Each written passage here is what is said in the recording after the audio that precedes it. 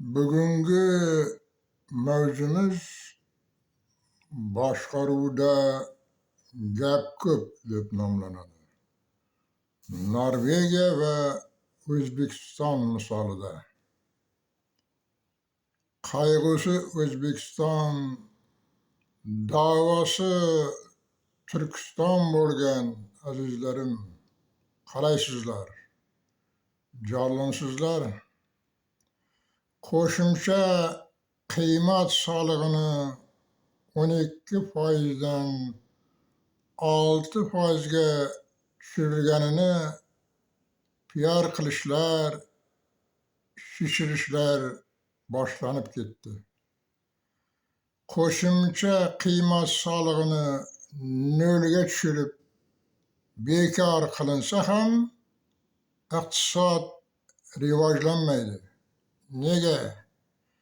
Chunki biror sohaga yengillik veya erkinlik berishingiz uchun boshqa sohalarga ham o'shanchalik yengillik, o'shanchalik erkinlik berishingizga to'g'ri keladi. Siyosiy sohaga erkinlik beriladimi? Yo'q. Siyosiy sohaga erkinlik berilmas ekan, ijtimoiy sohada erkinlik bo'lmaydi. Ijtimoiy sohada erkinlik bo'lmagach, soxta saylovlardan, soxta referendumlardan qanday qutulmoqsiz? Haq, huquq va adolat qanday ta'minlanadi? Bularsiz korrupsiya va poraxo'rlik darajasini qanday qilib minimal darajaga tushirmoqsiz? Ko'rdingizmi? Bu bir qonuniyatdir. 35 yil bu qonuniyatni inkor qilib kelishdi. Yana bitta sohani olishadi-da, bu yil bu sohani rivojlantiramiz deb PRlar qilishadi. Natija esa nolga tenglashaveradi. Misol tariqasida Norvegiyani olib ko'raylik. Norvegiya monarxiya davlati. Lekin mamlakat parlament boshqaruvi asosida boshqariladi, yuritiladi. Norvegiya aholi jon boshiga yillik daromadi $90,433 teng keladi. Dunyoda 3-o'rin.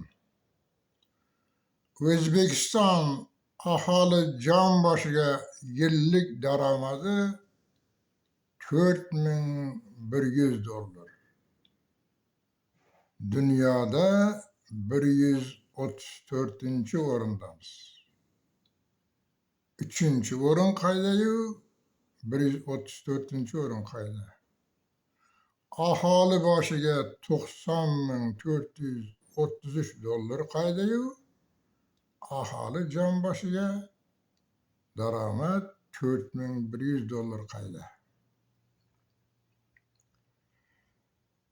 Norvegiya aholisining pensiya jamg'armasi 1,800,000,000,000 teng. Bu beshikdagi bolasidan, qabrdan bir qadam beridagi qariyasiga qadar har birining $307,000 pensiya jamg'armasi bor degani.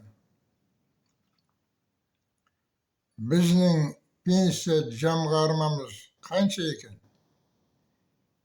Aholi jon boshiga $1,000 yetarmikin? Bilganlar yozib yuborsin. Bizning O'zbekiston ham shunday parlament boshqaruvga o'tilmaguncha bunday mashmashalar davom etaveradi. Gap prezidentning kim bo'lishida emas, rejimning parlament boshqaruviga o'tishi haqida ketmoqda.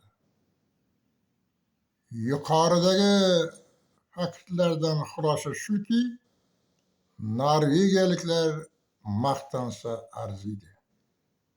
Biz nimamiz bilan maqtanamiz? Paraxo'rligimiz, korrupsiyamiz, yaloqligimiz, soxta saylovlarimiz, mamlakat boyliklarini talash, byudjetni o'marish bilan maqtanamizmi? Shuning uchun yaloqlik qilavermasdan, mamlakatning manfaatlarini nazarda tutgan holda borini boricha yozsangiz, davlatimizga ham, millatimizga ham foydadan xoli bo'lmaydi. To'rtlik, kundan kun ortmoqda chirishlarimiz, zo'rmiz deb ko'krakka urishlarimiz, jahon sahnasiga yalang'och chiqqan aktyorning holiday yurishlarimiz. Bugunga shular.